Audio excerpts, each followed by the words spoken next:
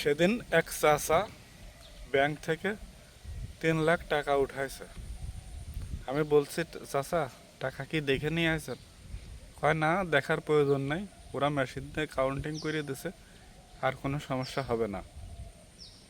তো চাচা আমার কথার কোনো দাম দেয় নাই।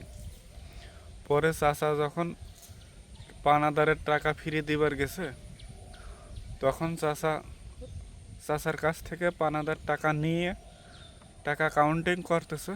ওর মাঝে দেখা গেল 2টা 100 টাকার নোট, 1000 বান্ডিলের মধ্যে 100 টাকার নোট পাওয়া গেছে।